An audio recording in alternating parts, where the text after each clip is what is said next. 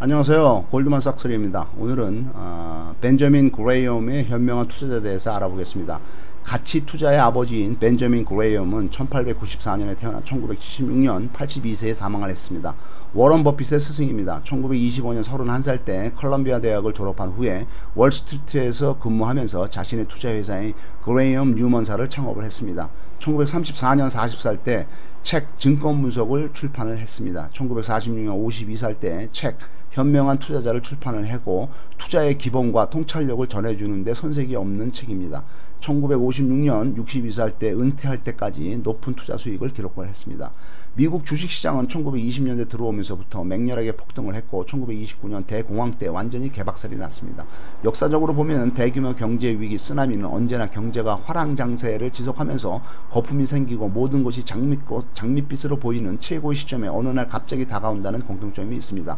그러니까 잘 나갈 때 조심해야 됩니다. 자만은 손해를 부르고 겸손은 이익을 부르게 됩니다. 미국 주식시장은 어떻게 변해왔나요? 경제나 주식시장은 언제나 화랑과 불황의 세월을 반복을 합니다. 경제가 잘 나가면 모든 게 장밋빛으로 보이고 신용이 팽창을 합니다. 그러다가 거품이 꺼지고 욕심이 극에 달하면 경제는 꼬꾸라지고 급추락하고 불황의 쓰나미가 달려옵니다. 신용은 경색되고 모든 것이 얼어붙습니다. 이것이 반복이 됩니다. 인간의 오만을 심판을 합니다. 문제는 과거의 패턴이 일정하게 현재나 미래에 적용될 수 없다는 것입니다. 현재나 미래는 과거와 다른 무수히 많은 변수가 적용이 됩니다. 과거의 패턴을 따르면 망합니다. 모든 것이 다르게 진행되기 때문입니다. 결국 건전한 원칙을 세우고 이에 충실할 수밖에 없습니다. 가능한 모든 자료와 정보를 세심하게 분석을 하고 위험에 대응하는 보수적인 접근이 필요합니다. 안 그러면 하루아침에 쫄딱 망하고 거지가 되게 됩니다. 주식 투자의 대가로 수백억 원을 번 제시 리버모어가 한순간의 폭락으로 모든 것을 잃고 껑총 자살한 것은 유명합니다. 비록 자살이 아니더라도 많은 세월을 후회와 번민, 고민으로 살기가 싫다면 안전하고 확실한 보수적인 길을 가는 게 최고입니다. 맘 편하게 투자를 해야 건강에도 좋고 오래 살 수 있으니까 말입니다. 미국 주식시장은 1920년대 들어서 폭발적으로 호황을 하다가 1925 대공황으로 모든 것을 잃게 됩니다. 그 후 25년간 회복하지 못하고 비참한 상태를 유지를 하다가 25년간이면 1954년까지가 됩니다. 그동안에 극심한 불황을 겪으면서 주가를 회복하지 못합니다. 다행히 제2차 세계대전으로 살아난 미국 경제는 1949년부터 회복을 시작을 합니다. 1949년부터 시장이 다시 살아나기 시작했습니다. 1973년까지 제1차 오일 쇼크까지 24년간 대세 상승기를 가지게 됩니다. 비록 1962년에 대폭락을 겪었지만은 1974년 오일 쇼크로 세계 경제가 대폭락하기 전까지 대세 상승을 이어갑니다. 1973년 대폭락 이후에 1982년까지는 약 10년간 불황기를 겪습니다. 10년간 침체기를 겪습니다. 1982년에 레이건 대통령이 취임을 하고 폴 볼커 FRB 의장이 금리를 파격적으로 인하하면서 미국 경제는 다시 살아나고 주식시장도 대세 상승기를 맞게 됩니다. 2000년도 IT 버블이 무너지기 전까지 18년간 대세 상승을 이어나가게 됩니다. 2000년 IT 버블이 무너진 후에 불황을 겪다가 2~3년 후 회복을 하는 듯 하더니 다시 2008년도 리먼 브로더스 도산과 더불어 미국발 세계 금융위기가 도래합니다. 그리고 FRB 의장인 버냉킨은 헬리콥터로 달러를 뿌려대면서 경제를 살리려고 합니다. 경제는 언제나 부침을 거듭하고 호황과 불황을 넘나드는데 이제는 그 간격이 매우 짧아지고 있습니다. 과거를 가지고 미래나 현재를 패턴화하고 예측하고 대응할 수는 없습니다. 수많은 다른 변수들이 존재합니다. 세계는 이미 하나로 네트워크화되어 있고 정보는 어디에나 넘치고 있습니다. 혼란과 불확실성의 시대에서 예지력과 통찰력이 있는 건전한 상식을 가진 구루들의 가르침이 필요합니다. 건전한 상식이 필요합니다. 벤저민 그레이엄은 누구인가? 그는 다른 사람들이 쉴 수 있도록 나무를 심은 사람입니다. 끝없는 지적 호기심과 통찰력을 가진 그는 관대하고 상식에 충실하고 보수적이었습니다. 평범한 투자자들이 시장에서 손해보지 않기를 바라는 배려심이 있습니다. 1936년부터 1956년까지 20년 동안 그는 연평균 15% 수익률을 기록했습니다. 시장은 연평균 12%의 수익을 기록했습니다. 3% 차이는 복리로 계산하면 엄청난 차이입니다. 1900년대 초나 지금이나 모든 것은 같습니다. 어느 날 갑자기 몇십 배로 상승하던 기업과 주가가 어느 날 갑자기 폭락하고 휴조하게 됩니다. 그런 일이 비일비재합니다. 기업의 내재 가치를 분석 안 하고 기업의 인기와 유행에 따르기 때문입니다. 탐욕의 끝에는 언제나 악마의 목구멍이 기다리고 있습니다. 분석하고 조사하고 신중해야 합니다. 자료를 뒤지다가 저가 주의 기업이 우량 채권을 다량 보유한 걸 발견하고 대량 매수합니다. 시간이 흘러 시장 이를 발견하고 주가가 오릅니다. 이런 식으로 투자를 해야 됩니다. 그러니까 끝없이 노력해야 됩니다. 좋은 인적 네트워크가 있으면 좋습니다. 다만 내부자 거래를 하면 안 됩니다. 시장에서 기회를 찾아내야 됩니다. 그는 정액매법을 추천합니다. 데이 트레이딩은 자살행위다. 시장 추종은 어리석은 짓입니다. 시장의 상승 하락은 아무도 모릅니다. 따라서 따라서 적당한 매수 시점은 아무도 모릅니다. 저평가 기업에서 시장에서 인정받기까지 얼마나 오랜 세월이 흐를지 아무도 모릅니다. 고평가 기업이 언제 급락할지는 아무도 모릅니다. 종목 선정이 잘 돼 있고 기업이 성장할지 아무도 모릅니다.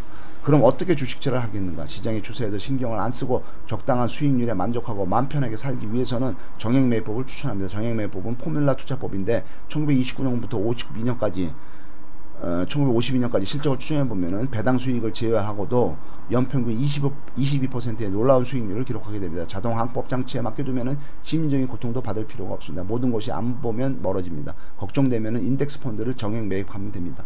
미래에 대해서 시장에 대해서 알지 못하고 관심도 없다.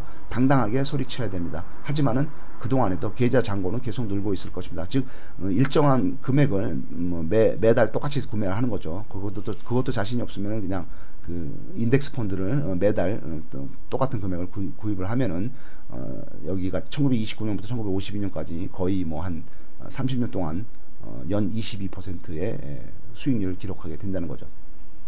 매월 일정 금액의 주식을 무조건 사는 겁니다. 결과는 매우 좋게 나왔습니다. 좋은 주식을 발굴해야 됩니다. PBR, ROE, EPS, PER 등을 분석하고 청산 가치를 분석한 후에 좋은 기업을 선정하고 매달 50만 원씩 뭐 꾸준히 매수하면 됩니다. 주가 급락 시에는 100주를 구매를 하고 주가 상승 시에는 60주를 구매하게 됩니다.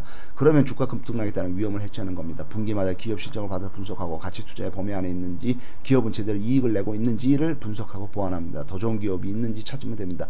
직접 투자가 더 좋지만 시간이 없던 인덱스 펀드를 매달 정액 구입하면 됩니다.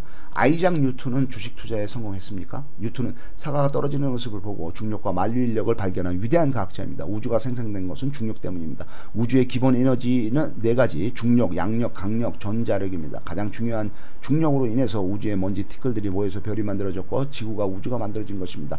위대한 과학자 중에서 선두를 달리는 뉴턴은 선두를 달리는 사람은 3명입니다. 첫째로 중력을 발견한 뉴턴, 그 다음에 이제 상대성이라는 아인슈타인, 그 다음에 이제 진화론의 다윈, 그 다음에 인쇄술을 발명한 구텐베르크, 그 다음에 지구가 둥근 것을 발견한 코페르니쿠스도입니다. 뉴턴이 말했습니다. 내가 한 일은 별로 없습니다. 그저 과거의 선인들이 과거의 선인들 거인들 어깨 위에 내가 올라가서 저 멀리를 내다봤을 뿐입니다.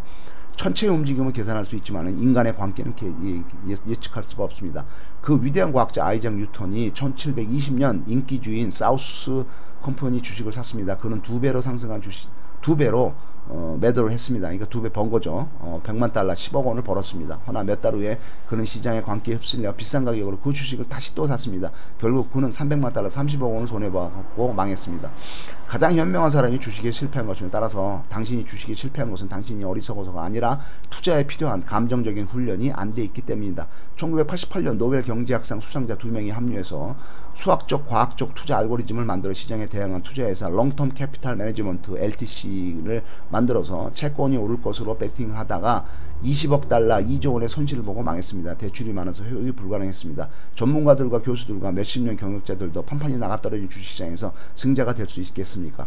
당신에게 무슨 쥐뿔난 능력이나 행운이 있단 말입니까? 그건 마치 5만 대 1의 오디션 경쟁을 치르는 K-팝 스타 선발대회에 참가한 당신이 나만이 제일 잘났다고 혼자서 외치는 것과 같습니다. 5만 명 중에서 3명만 뽑습니다. 그게 바로 워런 버핏이고 투자 피터 린치인 것입니다. 나머지 49,997명 중에 당신이 있을 것이고 쓸쓸히 무대에서 내려와 모두에게 잊혀지는 것입니다. 주식은 도박이고 투기입니다. 연평균 수익률이 채권은 6%이고 주식은 8 내지 10%입니다. 은행이자는 2%이고 재형저축이자는 4%입니다. 단 2 내지 3% 이자 수익을 올리려고 주식 투자를 하다가 패가 망신하면은 원금의 반의 반토막도 못 찾아가게 됩니다. 나는 다르다고? 이번만은 특별하다고? 아닙니다. 절대로 다르지도 않고 이번도 전과 똑같습니다. 다만 보수적인 수익을 노리는 것은 가능합니다. 좋은 주식을 싸게 사고 정액 투자를 하는 겁니다.